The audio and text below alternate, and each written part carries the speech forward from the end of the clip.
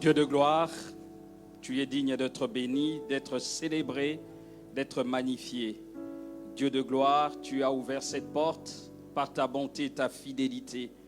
C'est pourquoi nous voulons te rendre toute la gloire. Tu as la primauté de ce moment, tu es le maître de toutes choses. C'est toi qui es l'initiateur de la mission vient de ton cœur. Et Seigneur, le fruit de la mission doit retourner à toi. C'est pourquoi nous te rendons grâce, nous te bénissons. Merci pour ton serviteur qui a ouvert cette porte, cette page missionnaire, Seigneur. Nous voulons faire ton travail avec lui, Seigneur, dans le respect du ministère que tu lui as donné. Merci pour l'Église qui m'accueille. Béni sois-tu au nom de Jésus. Amen. Amen, amen, amen. Que le Seigneur soit béni. Merci beaucoup, homme de Dieu, le pasteur Rick, pour cette collaboration, pour cette collaboration dans l'œuvre du Seigneur. Alors, tu as eu la gentillesse de présenter mon épouse, mais tu as fait une jalouse. Ah oui, tu as fait une jalouse parce que ma fille, ma deuxième, est avec moi. Elle s'appelle Angela. Lève-toi, on va te voir. Voilà.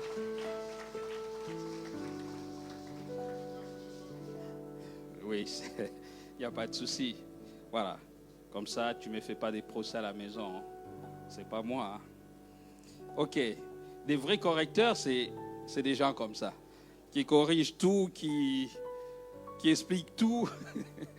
OK. Que le Seigneur soit béni. Bien-aimés, merci beaucoup. Merci pour ce temps que nous partageons ensemble. Prenons rapidement nos Bibles. On n'a pas de temps à gaspiller.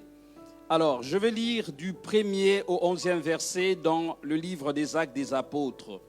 Comment ne pas commencer par ce texte? Comment ne pas commencer par ce texte aujourd'hui? La Bible dit ceci, et c'est Luc qui écrit à Théophile. Il dit ceci: j'avais consacré mon premier livre, Théophile, à tout ce que Jésus avait fait et enseigné depuis le commencement, jusqu'au jour où, après avoir donné dans l'Esprit Saint des instructions aux apôtres qu'il avait choisis, il fut enlevé. Et je suis en train de lire dans la version Tob, comme ça vous le savez. C'est à eux qu'il s'était présenté vivant après sa passion. Il en avait eu plus d'une preuve, alors que pendant 40 jours, il s'était fait voir d'eux et les avait entretenus du règne de Dieu ou du royaume des dieux. Au cours d'un repas avec eux, il leur recommanda de ne pas quitter Jérusalem, mais d'y attendre la promesse du Père, celle, dit-il, que vous avez entendue de ma bouche. Jean a bien donné le baptême d'eau, mais vous, c'est dans l'Esprit Saint que vous serez baptisés d'ici quelques jours. Ils étaient donc réunis et lui avait posé cette question: Seigneur, est-ce maintenant le temps où tu vas rétablir le royaume pour Israël? Il leur dit: vous n'avez pas à connaître les temps et les moments que le Père a fixés de sa propre autorité, mais vous allez recevoir une puissance, celle du Saint-Esprit qui viendra sur vous. Vous serez alors mes témoins à Jérusalem, dans toute la Judée et la Samarie et jusqu'aux extrémités de la terre.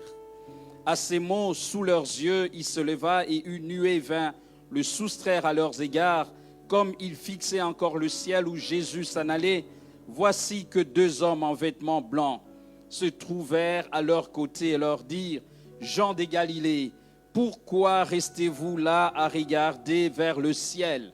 Ce Jésus que vous a été enlevé pour le ciel viendra de la même manière que vous l'avez vu s'en aller vers le ciel.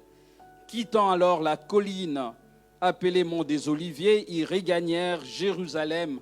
Cette colline n'en est distante que d'un chemin de sabbat. À leur retour, ils montèrent dans la chambre haute où se trouvaient Pierre, Jean, Jacques et André, Philippe et Thomas, Barthélemy et Matthieu, Jacques, fils d'Avné, Simon les Zélotes et Jude, fils de Jacques. Tous unanimement étaient assidus à la prière avec quelques femmes, dont Marie, la mère de Jésus, et avec le frère de Jésus. Amen. Amen, amen. L'Église en mission. Je vais vous dire d'abord ce que moi j'ai compris de cette information que le pasteur nous a tous communiquée. Qu'est-ce que moi j'ai compris de ça? J'ai compris 3 choses. Premièrement, l'Église de la Borne, par cette thématique, a décidé de travailler comme le Christ a travaillé, c'est-à-dire dans la mission. Ça, c'est la première information qui m'est venue en esprit. Cela veut dire que l'Église de la Borne a décidé de rencontrer le cœur de Dieu. Parce que Dieu est l'initiateur de la mission. La mission vient de Dieu. La mission découle de Dieu. C'est lui qui a cette vision. Donc, il a communiqué cette vision au pasteur afin que l'Église puisse marcher dans cette vision-là. La deuxième chose, c'est que l'Église de la Borne veut répondre à l'ordre missionnaire de Jésus. Dans Matthieu chapitre 28, il dit « Allez, allez, allez, allez ». On en parlera demain à notre cours, donc je ne veux pas aller plus loin par rapport à ce verset. La troisième chose, c'est que l'Église de la Borne veut gagner des âmes et il veut implanter des églises. À partir des 3 informations qui sont venues dans mon esprit, j'ai compris que le pasteur est chargé. Il est chargé spirituellement. Il est chargé comme une femme qui attend un enfant. Ça ne se voit pas parce que ce n'est pas physiquement. C'est une grossesse spirituelle. Peut-être, je sais que c'est un homme de Dieu, il en est conscient, mais moi, c'est l'information que j'ai reçue. Pasteur, laisse-moi te dire de la part de Dieu que la conquête, elle est là. La conquête, elle est là.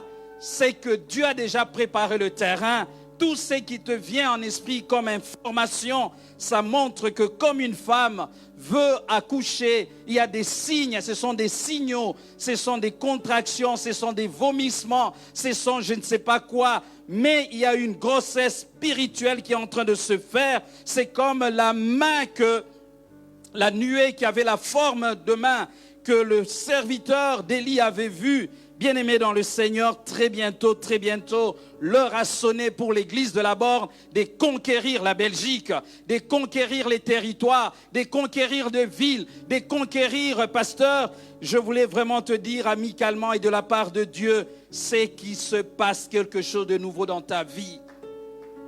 Amen. Il se passe quelque chose de nouveau dans ta vie. Et bientôt, ça va se réaliser. Et le monde le verra. Bien-aimés, venons rapidement à notre texte. Luc est l'auteur de ce livre sur les actes des apôtres.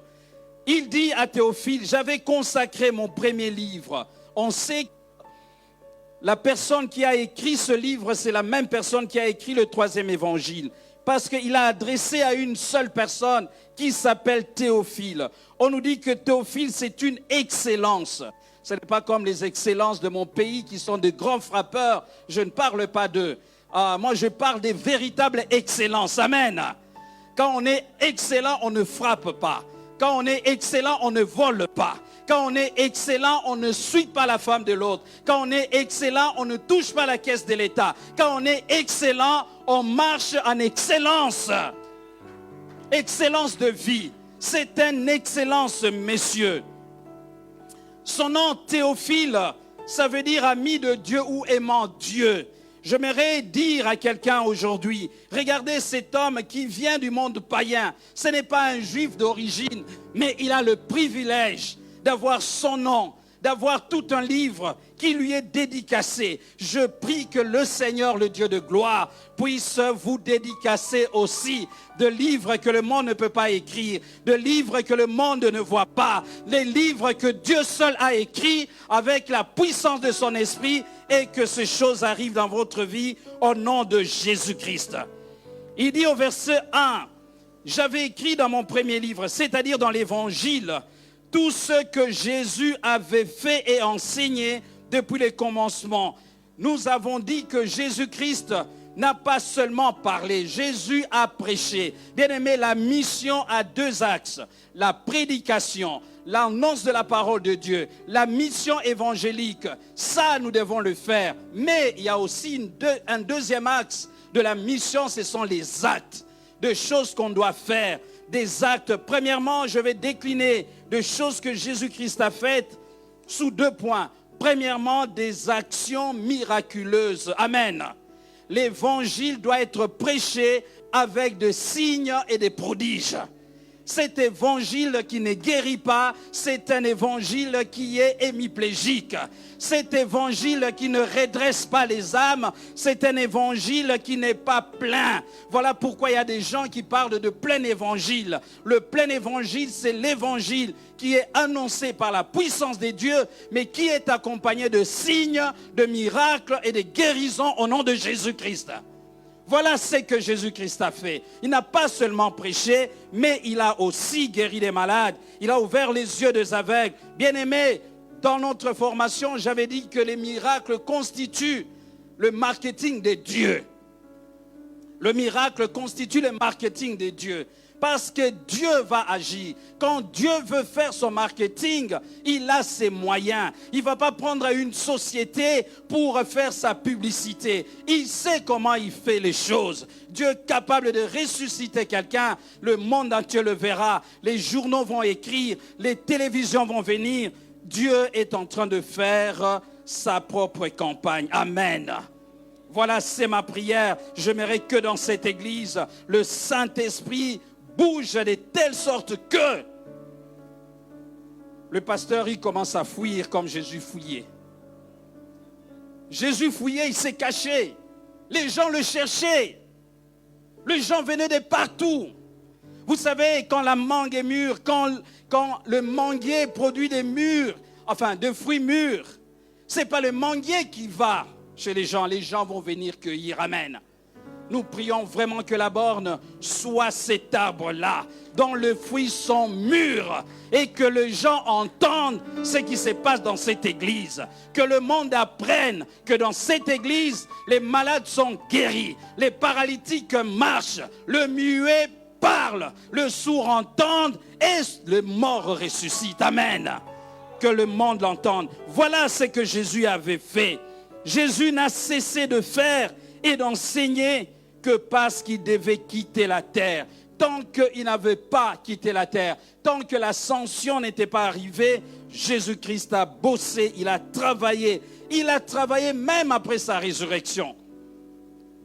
Il n'y a que Dieu qui a arrêté le travail de Jésus. Laissez-moi vous dire, bien-aimés, vous qui voulez entrer dans la mission, vous qui voulez vous donner, nous qui parlons de la mission, nous devons travailler. Nous devons travailler jusqu'à ce que la force nous quitte, jusqu'à ce que la force parte de nos corps. Il y a un homme qui m'a impressionné. C'est mon pasteur qui n'est plus de ce monde. Cet homme, je n'ai jamais rencontré quelqu'un comme ça, malade. J'ai dit malade dans son corps, mais il était toujours à l'église. Toujours à l'église. Il ne prêchait plus. Mais il était là. Notre dernière rencontre, ça se passe dans la salle de communion fraternelle. On n'était qu'à deux. Je l'appelais moi Mouzé. J'ai dit, mais Mouzé, vraiment avec peine, avec amour. J'ai dit, mais vous pouvez vous reposer. Il me regarde. Il dit, pasteur, qu'est-ce que je veux rester faire à la maison? Qu'est-ce que je veux rester faire à la maison? J'ai dit, mais nous ici, des petits bobos, des petits rhumes, un petit mal de tête, on ne vient pas à l'église. On arrête le service. On quitte le boulot. On quitte la louange pour un petit mal de tête. Bien-aimés, travaillons sur le champ missionnaire jusqu'à ce que la mort nous bouffe. C'est un soldat qui était tombé sur le champ de bataille. Il a enseigné, sur les champs de la mission, il a enseigné jusqu'à la fin Jésus-Christ de Nazareth. Mais il a fait même des miracles. Après la résurrection, il a fait des miracles. Il n'a pas arrêté, il n'y a que Dieu qui l'a arrêté. Bien-aimés, lorsque nous entrons dans la mission, nous devons entrer dans cet esprit-là. Il n'y a que Dieu qui peut nous arrêter. Il n'y a que Dieu qui peut nous dire, voilà, maintenant ça suffit. Il n'y a que Dieu qui peut nous prendre. Des gens comme des Verneaux, je parle de lui parce que c'est lui qui a conduit le pasteur Hugues à faire cette œuvre. Cet homme aussi est tombé sur le champ de bataille. Pas cet homme-là, le type-là de Nigeria dont on a parlé là. Pas celui-là. Il a gagné la loto, il a 200 000 euros, il a fermé l'église. Non, ça c'est des gens comme ça, Jésus les appelle des bandits. Voilà, des gens qui entrent dans la bergerie. Il a eu ses 200 000, l'équivalent de 200 000 euros. Il a fermé l'église parce qu'il dit que ce n'était pas mon job. Ah oui, authentique. Mais on n'a pas besoin de ça. Nous avons besoin de travailler. Amen. La Bible nous dit au verset 3 que Jésus-Christ, quand il est ressuscité, il est resté 40 jours en train de parler, instruire ses disciples. La Bible nous dit, il les entretenait, du royaume de Dieu. Il ne parlait pas d'autre chose. Sur le champ missionnaire, ce ne sont pas des habits. Ce ne sont pas des habits. Nous sommes devenus des prédicateurs de choses de ce monde. Nous voulons montrer Dieu parce que nous avons des chaussures, parce que nous avons des cravates, parce que nous avons des vestes, parce que nous avons à manger, parce qu'on roule dans des voitures, je ne sais pas lesquelles, parce qu'on a des jets privés. On croit que c'est ça. Non, le discours de la prédication, ce n'est pas ça. Le discours pour lequel vous êtes venus, c'est le discours du royaume des cieux. Amen. C'est le discours de règne de Dieu. Pendant 40 jours, Jésus parle. Il ne parle pas d'autre chose. Il parle du royaume de Dieu. Si on peut prêcher ce message du matin au soir, du 1er janvier au 31 décembre, je crois que nos vies à nous tous vont changer. Nos vies vont changer. Si nous focalisons notre intelligence sur ce message, le royaume de Dieu. Le royaume des dieux, c'est pour le salut des âmes. Le royaume des dieux, c'est pour aller dépeupler les diables. Le royaume de Satan est peupler le royaume de Dieu.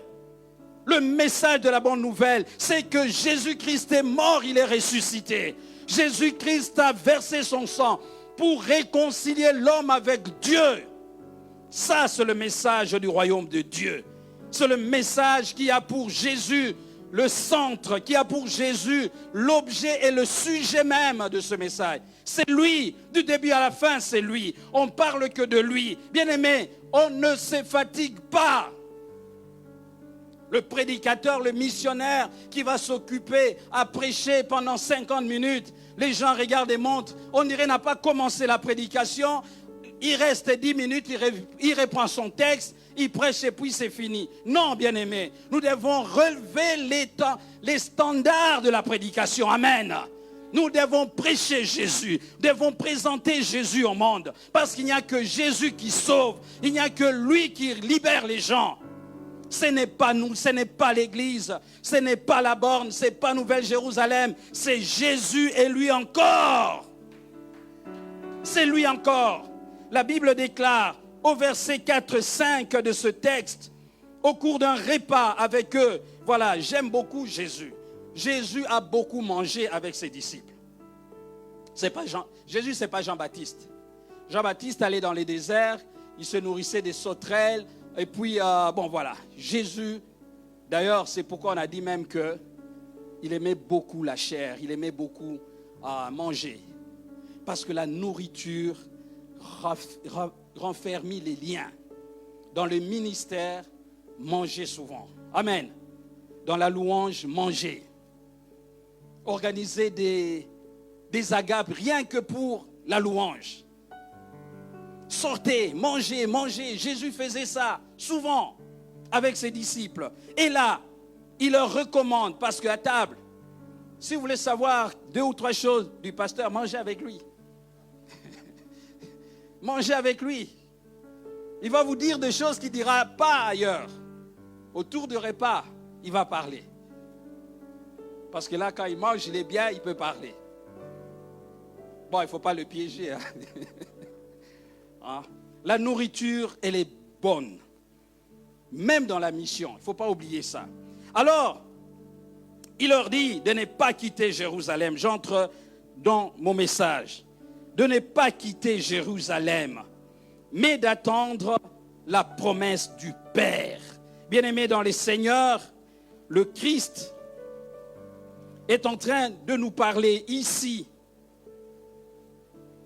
d'une notion que je vais développer de l'attente. Il faut attendre l'accomplissement de la promesse de Dieu.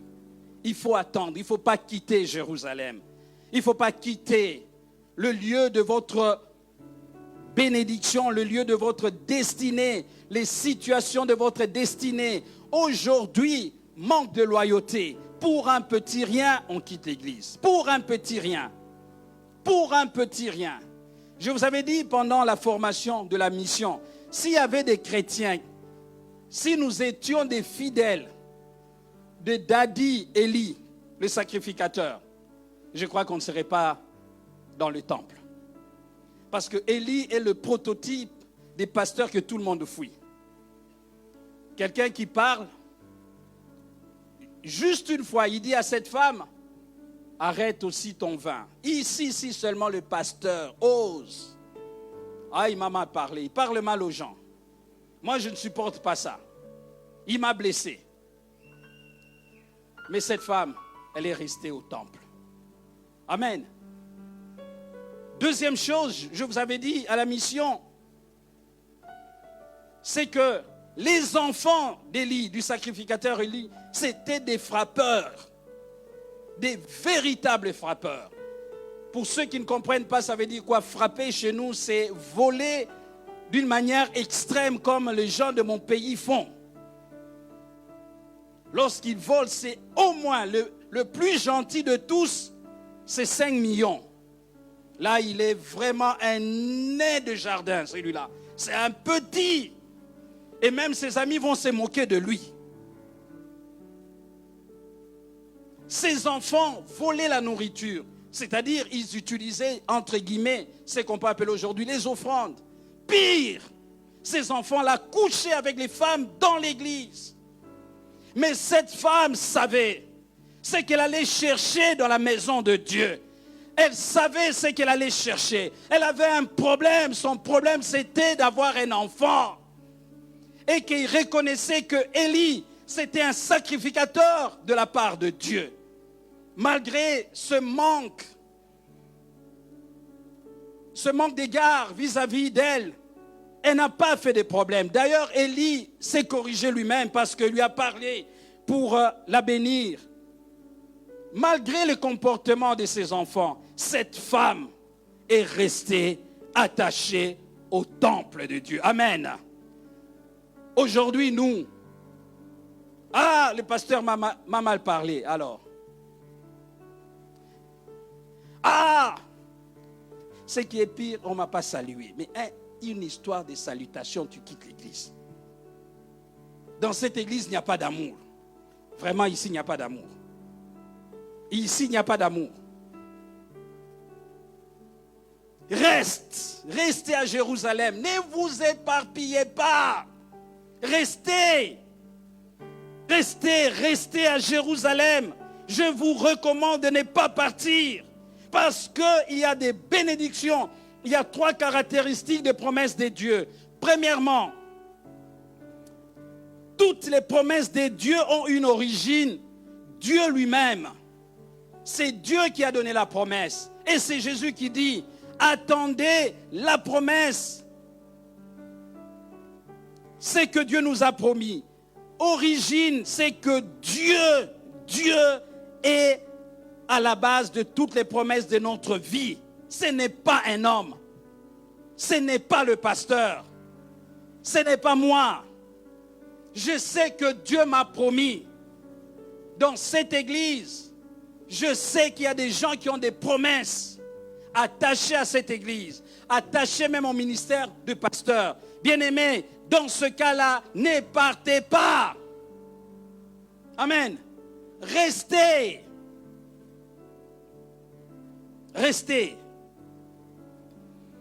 Comment on reçoit les promesses de la part de Dieu? Premièrement, par les Écritures. Il faut lire beaucoup la Bible. Vous voulez entrer dans la dimension des promesses, des vivres. J'ai dit même qu'un enfant de Dieu ne peut pas marcher sans promesse. Ce n'est pas possible. Un enfant de Dieu, c'est un porteur des promesses de Dieu. Un enfant de Dieu, ce n'est pas celui qui roule en voiture. Un enfant de Dieu, ce n'est pas celui qui construit des maisons. Un enfant de Dieu, c'est celui qui marche en ayant des promesses de Dieu dans sa vie. Peu importe là où tu vas arriver, tu mets ton pied quelque part, tu entres en Belgique, tu dors, tu y as la promesse de Dieu. Tu ne peux pas marcher sans promesse de Dieu. Ce n'est pas possible. Ça fait partie de notre ADN spirituel. Nous sommes des porteurs des promesses de Dieu. Lisez la Bible. Tous ceux qui ont servi Dieu, ils ont eu des promesses de la part de Dieu. Ça vient au travers de la Bible, des Écritures. Ça vient par la prophétie, par la prédication. Ça vient par la prophétie, par la prédication. Ça vient aussi par la révélation de Dieu. La parole que nous recevons dans notre cœur. On a déjà parlé de Logos Rema ici. Ça vient lorsque nous dormons. Le rêve, Dieu nous parle. Comme Job dit, tantôt Dieu parle et tantôt d'une façon, tantôt d'une autre. Job 33, 14, 19. La Bible dit, Dieu parle cependant, tantôt d'une manière, tantôt d'une autre. Et l'on n'y prend point garde. Il parle par de songes. Job 33, 15. Par de songes, par des visions nocturnes, quand les hommes sont livrés à un profond sommeil, quand ils sont endormis sur leur couche, alors il leur donne des avertissements et met les sceaux à ses instructions afin de détourner l'homme du mal et de le préserver de l'orgueil, afin de garantir son âme de la fosse et sa vie de coups du glaive. Par la douleur aussi, l'homme est repris sur sa couche quand une lutte continue vient agiter ses os. Dieu parle pendant que l'homme dort. Il ne faut plus dormir comme une poule, comme un coq. Il sait qu'il n'y a plus de soleil, il dort et puis quand ça va... Non, nous devons préparer notre sommeil parce que notre nuit, c'est la nuit de rencontre avec Dieu. Amen. Notre nuit, c'est un moment de rencontre avec Dieu. Il faut se sanctifier. Vous savez, si vous avez compris que la nuit, Dieu peut vous rencontrer, Dieu peut vous parler. Vous savez, les femmes de nuit, les hommes de nuit, tout ça. Mais c'est parce qu'il y a un vide de la nuit. Il y a un vide de la nuit. On n'a pas préparé sa nuit à rencontrer Dieu. Quand tu as préparé ta nuit à rencontrer Dieu, la femme de nuit n'a pas de place. Parce que tu t'es sanctifié. Tu dis, tu es un canal par lequel Dieu va me parler. Dieu parle. Dieu donne des promesses. Il y a des événements, les circonstances, comme la douleur, la maladie, comme ces moments pareils. Dieu parle. Quand j'ai commencé, j'ai déjà annoncé, j'ai dit, c'est que Dieu va faire. Le pasteur, c'est un homme de Dieu. Il va prendre ça comme une promesse. Nous vivons avec les promesses de la part de Dieu. Amen. Deuxième chose, c'est qu'il y a une durée pour chaque promesse. Le verset 5, on nous dit, Jean a bien donné le baptême d'eau, mais vous, c'est dans l'Esprit Saint que vous serez baptisés d'ici quelques jours. Il y a un temps. Toutes les promesses ont des temps, ont des limites, ont des durées. Ce n'est pas possible que tu traînes avec des promesses et des promesses qui ne se réalisent pas. Ce n'est pas normal, bien-aimé dans le Seigneur. Quand Dieu a promis, Dieu doit réaliser. Amen. Dieu va réaliser cela parce qu'il est Dieu. Alors, il faut attendre la promesse de Dieu. Il dit, ne partez pas, attendez, attendez, attendez. Pourquoi nous devons attendre la promesse? Parce que celui qui a fait la promesse n'est pas un fils de l'homme. Celui qui a promis, ce n'est pas un homme. Celui qui a promis, c'est Dieu, bien-aimé dans le Seigneur. C'est Dieu qui a promis et c'est Dieu qui le fera. Dieu a promis, il faut attendre parce que sa parole est oui et amen. Habakkuk dit, garde la vision, écris la prophétie. Dieu s'adresse à lui, grave-la dans Habakkuk 2, 1 à 3. Grave-la sur des tablettes afin qu'on la lise couramment. Car c'est une prophétie dont le temps est déjà fixé. Elle marche. La prophétie marche. Il faut marcher avec la prophétie. La prophétie va à gauche avec elle. La prophétie va à droite avec elle. Tu sais qu'il y a la prophétie de Dieu. Bien-aimé, il ne faut pas abandonner. C'est parce qu'on abandonne vite par manque de loyauté. Vous savez, nous autres ici, on ne serait peut-être pas mariés ou on serait mariés avec une femme. J'ai dû attendre 10 ans pour me marier. 10 ans de fiançailles. 10 ans. Toi, 6 mois seulement, tu changes. Aujourd'hui, Dieu m'a parlé que pasteur, c'est lui. Après une année, je ne vois pas de clair. Ah bon? La prophétie t'amène dans les difficultés. Il faut juste la suivre. Il faut attendre. Ce n'est pas possible que Dieu m'ait montré mon mariage alors que je ne voulais même pas me marier. Refus total d'entrer dans le mariage. Moi, Dieu m'a fait une opération sans anesthésie pour que j'entre dans le mariage. Il m'a forcé, oui. Je ne sais pas si je me ferai des amis. Hein. C'est comme Pierre pour aller chez Corneille. Voilà. Mais quand tu arrives, la belle famille te rejette. Ma propre famille rejette celle que toi tu veux épouser. Je suis déjà allé avec des habits, vestes, tout ça, je vais me marier. On me dit non, tu ne vas pas te marier. J'ai pris mes affaires, je suis rentré. J'ai attendu 10 ans. 10 ans. Parce que c'est lui qui avait parlé là. Il n'a pas changé d'avis. La prophétie est en train de marcher avec moi dans les moments difficiles. Lorsqu'on a perdu les caractères de loyauté, c'est comme ça qu'on quitte le pasteur. On quitte l'homme de sa vie. Moindre chose. Vous savez, si c'est pour divorcer, je ne sais pas pour le pasteur, lui, il est trop gentil. Moi aussi, j'aurais pu divorcer. Les raisons sont là, je peux les aligner. Ça là, Bernard est parti à cause de ça. Moi aussi, je peux partir. Elle va dire aussi la même chose. Il y a des raisons qui auraient pu l'amener aussi à partir. Mais parce que vous savez l'origine de votre promesse, vous attendez cela. Amen. Dieu dispose de toutes choses. Il les organise. Au verset 7, on nous dit, le temps ou le moment que le Père a fixé de sa propre autorité. Laissez-moi vous dire, bien-aimés dans le Seigneur, le temps que Dieu a fixé pour cette église est arrivé. L'église a connu des problèmes.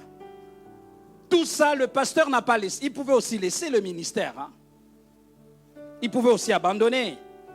Mais l'heure est venue pour que tout ce que Dieu lui a promis, tout ce que Dieu lui a montré, tout ce que Dieu a mis dans son cœur à faire, l'heure est arrivée. Jésus dit, le temps ou les moments que le Père a fixés de sa propre autorité.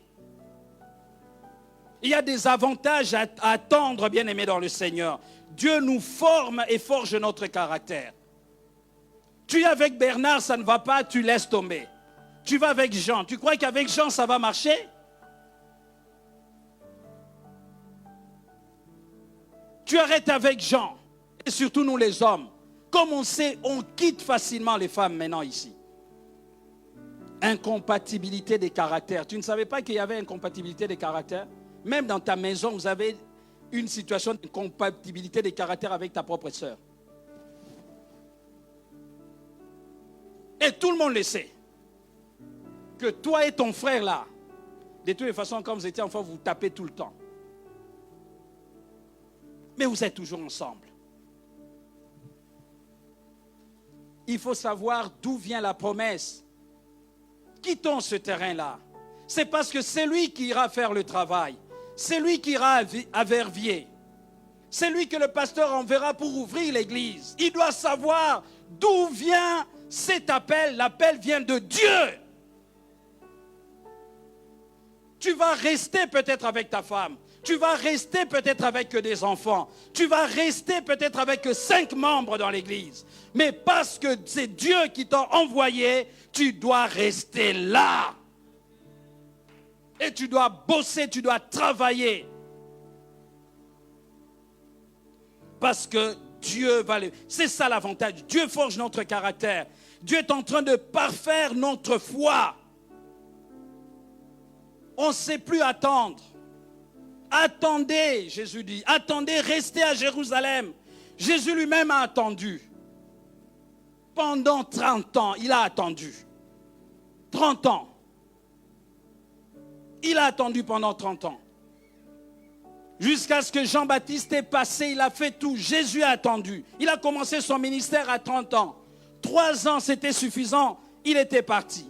Joseph a dû attendre 13 ans. Dès l'instant où son père lui a donné cette tunique, quand il a commencé à voir des visions, il avait 17 ans, ce garçon. Et il a été présenté devant Pharaon à 30 ans. Il a dû attendre 13 ans. Il faut attendre. Parce que lorsqu'on entend, on ne se décourage pas. L'ennemi de l'attente, c'est le découragement. C'est l'abandon. On abandonne vite. On quitte l'œuvre de Dieu. Abraham, pour n'avoir pas attendu, a créé un chaos sur la terre. Saoul, pour n'avoir pas attendu, il a perdu la royauté. Il faut savoir attendre. Ça te brûle, tu sens que tu as compris les paroles, tu as compris l'évangélisation. Tu vas voir le pasteur. Moi aussi, je vais devenir pasteur. Il te dit, attends. Vous savez les raisons que nous on donne? Ils bloquent les ministères des autres. On est champion en fabrication des raisons. Non, pasteur bloque les ministères des gens. On te dit d'attendre, il faut attendre. Il faut attendre. Venons-en à l'ordre, puis on va prier, bien-aimés dans le Seigneur. L'ordre missionnaire de Jésus, c'est lié à une promesse. Une promesse, c'est-à-dire la venue du Saint-Esprit. La venue du Saint-Esprit. Sans le Saint-Esprit, c'est le 3e essentiel de la mission. On va voir ça, pas demain, mais on verra ça l'autre week-end là. La venue du Saint-Esprit. Jésus a dit d'attendre ce que le Père a promis. J'aimerais vraiment encourager quelqu'un. Même si la promesse que tu as reçue de la part de Dieu, ça tarde encore. Ce soir, je suis venu te dire que Dieu va réaliser cette promesse-là. S'il n'a pas menti à Abraham, s'il n'a pas menti à tous les prophètes qui l'ont servi, si tous ceux qui l'ont entendu ont obtenu la réponse à leur promesse, bien-aimés dans le Seigneur, je parle de la part de Dieu, votre promesse sera accomplie au nom de Jésus. Ce message réveille aussi toutes les promesses que vous avez reçues de la part de Dieu. Ne vous découragez pas. Ça va prendre le temps que ça va prendre. Ça va courir dans les montagnes, ça va aller dans les difficultés, dans les rejets, dans les chaos, dans les difficultés. Mais Dieu de gloire réalisera cette promesse.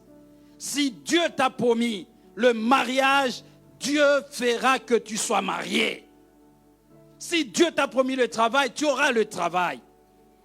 Jésus a promis que le Saint-Esprit viendra. Ils ont attendu.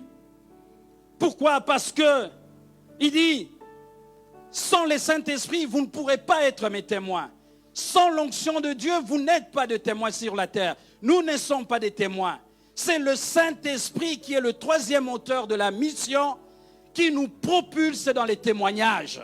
Un témoin, c'est celui qui atteste ce qui est arrivé. Amen. Ce qu'il a vu, ce qu'il a expérimenté. Nous sommes témoins de choses que Dieu a fait dans notre vie. Nous sommes témoins. Nous sommes témoins des témoignages de vie, des témoignages que nous donnons en tant que prédicateurs. Toucher des vies, toucher des cœurs. Et ça se réalise parce que nous avons expérimenté ces choses. Bien-aimés, il faut témoigner. Il faut dire ce que Dieu a fait dans votre vie. Voilà pourquoi nous devons chasser l'esprit de timidité, l'esprit de peur, l'esprit de dire des choses. Méfiez-vous de la femme de votre voisine là. Méfiez-vous de votre collègue là. Il faut témoigner, il faut parler de la part de Dieu, de ce que Dieu a fait dans votre vie. Ce n'est qu'une épave. Elle a mis je ne sais pas quel produit sur son corps. Toute cette beauté-là, à l'intérieur, il y a un vide. Un vide qui cherche Dieu. C'est pourquoi elle se réfugie dans les maquillages, dans les habits, dans les sacs. Parce qu'à l'intérieur, il y a un vide. Cette demoiselle, cette femme, cet homme a besoin de Dieu. Parle-lui de Dieu, tu verras qu'il avait besoin de Dieu. Nous sommes des témoins, témoins de Christ. Il dit, vous serez mes témoins. Nous ne sommes pas des témoins de la borne. Nous ne sommes pas des témoins de la Nouvelle Jérusalem. J'ai l'impression que nous sommes en train de perdre le temps. Nous sommes des témoins de Jésus. Ce que Jésus a fait dans notre vie. Ce que Jésus a réalisé dans notre vie. Alors, si on invite quelqu'un ici, tant mieux. Mais parlez de Jésus. Parce que Jésus ne va pas décevoir la personne. Et puis, on nous donne des étapes. Ça doit commencer à Jérusalem. Il y a des étapes, il y a tout un processus dans la mission. C'est le pasteur qui a reçu de la part de Dieu la vision de cette église. Dieu seul sait par où il va commencer. Parce qu'il faut que ça commence. La conquête, elle est là. Cette église doit conquérir ce pays au nom de Jésus. Ça commencera par Jérusalem. Et puis vous allez dans toute la Judée. Quand vous avez fini toute la Judée, vous allez en Samarie. Voilà le programme de Jésus. Le pasteur a un programme que Dieu met dans son cœur. Dieu inscrit dans son cœur. Si votre demande rencontre ces programmes-là, vous serez installé dans la mission. Vous serez pasteur à Verviers. On va prier pour vous. Vous allez partir là-bas parce que c'est là que Dieu montre au pasteur qu'il y a la sémence. Et pour terminer cet enseignement, il faut attendre l'accomplissement de la promesse de Dieu, la promesse de la mission. Dès que Jésus est monté, les apôtres sont rentrés, se renfermer. On ne peut pas attendre. Bien aimé, il y a des promesses qu'on ne peut pas dont on ne peut pas vivre la réalisation de ses promesses en se promenant sur la rue Neuve.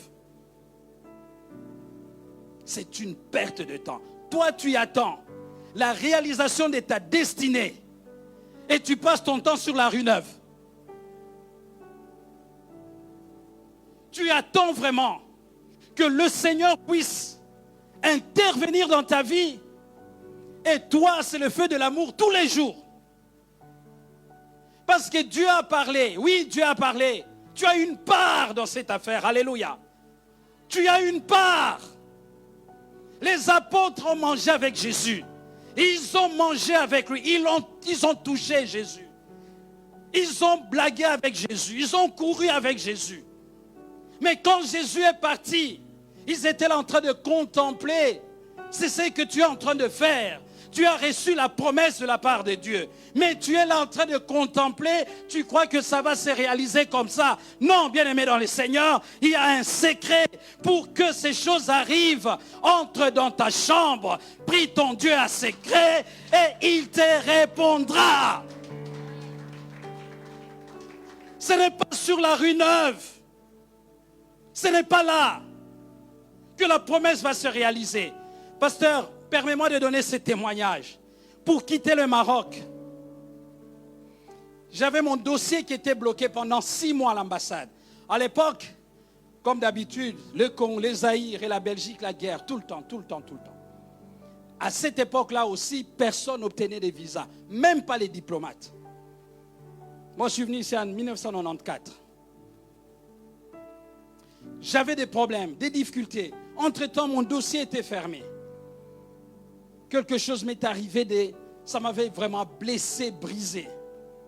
J'ai dit à celle qui est devenue ma femme, elle était ma fiancée à l'époque, j'ai dit, moi je pars, j'ai changé de ville. J'ai dit, le Dieu qui m'a promis le visa que j'irai en Belgique, c'est Dieu-là, je vais aller le chercher. Elle me dit, mais tu vas me laisser seul à Rabat. À Rabat, on a déjà mangé dans quasi tous les restaurants. À Rabat, on s'est promené dans tous les magasins. Je n'ai rien. Oui, elle est là, mais moi, l'aspiration de mon cœur était de partir. À ce moment-là, je suis parti. Je lui ai dit, je ne renouvellerai même pas mon identité.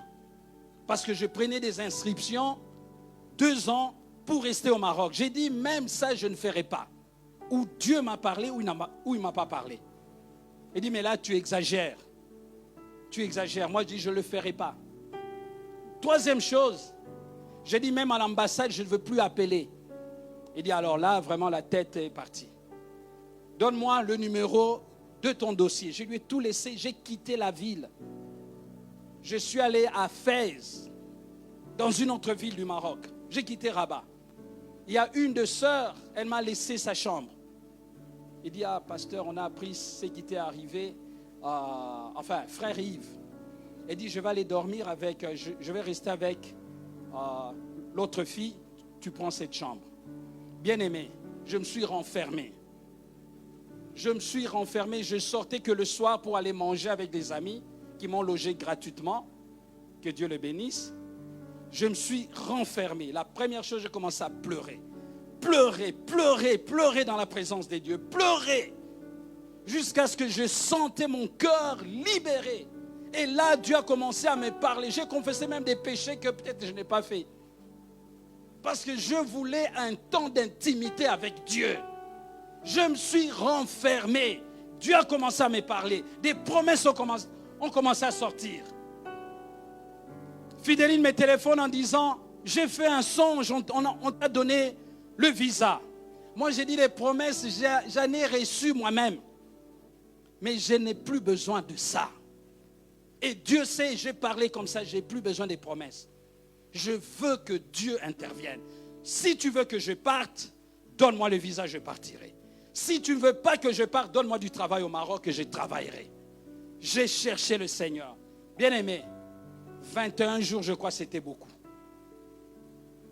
L'ambassade me téléphone. C'est l'ambassade qui commence à me chercher. Les Belges. Mon épouse téléphone pour avoir les dossiers, on ne comprend pas ce qu'on est en train de faire. Le dossier était au ministère de l'Intérieur, c'est maintenant aux Affaires étrangères. Tout ça, j'ai dit, tu fais, moi je ne suis pas là. J'ai débranché parce qu'il y avait Dieu que je voulais.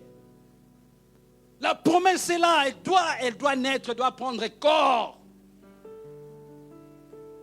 J'ai prié, elle me téléphone, exactement comme elle avait vu ça en songe. Elle me dit, l'ambassade de la Belgique vient de m'appeler, tu as obtenu ton visa. Bien aimé, bon, j'ai une Marocaine ici qui est avec moi, c'est ma fille elle. Alors, avec son fiancé qui veille, j'ai prié, bien aimé, tout le Maroc a bougé. Il y a des gens qui sont venus me voir en disant, papa, frère, on te demande pardon. Il y a un ami. Parce que le problème, c'est que quand j'ai fini les études, c'est là que Dieu a permis que je puisse la rencontrer. Les mauvaises langues, moi, c'est un baby, c'est un projet. C'est-à-dire, la femme l'empêche de partir de l'Europe. L'Europe est ici. Je téléphone à Kinshasa, j'ai dit, je rentre. On dit, hey! Ta propre famille dit, hey! Tu es déjà proche, tu vois l'Europe comme ça et tu veux venir faire quoi ici? Mais je vais aller où? Je suis tombé dans les bras de Dieu. C'est ma prière pour toi. On va se lever, on va prier. C'est ma prière. Jésus a dit, attendez, le Saint-Esprit va venir. Les apôtres ne sont pas laissés promener en disant, ouais, maître Salobi, le maître a déjà dit, il a déjà parlé. Moi, ce n'est pas mon problème. Il a déjà dit, tout ce qu'il nous a dit, ça s'est réalisé. Oui, ça s'est réalisé, mais il faut entrer en prière.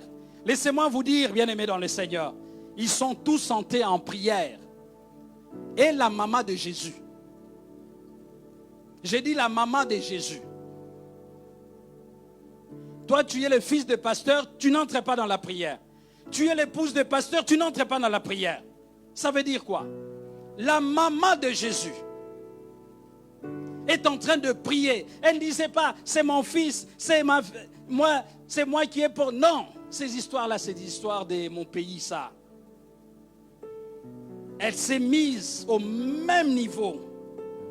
Ce n'était pas maman pasteur, ce n'était pas maman diacre, ce n'était pas maman... Non, en train de chercher Dieu. Bien-aimé dans le Seigneur, cette grossesse que porte votre pasteur, ce nuage qui plane au-dessus de sa tête spirituellement, ce nuage va se transformer en pluie que si nous nous renfermons dans cette église.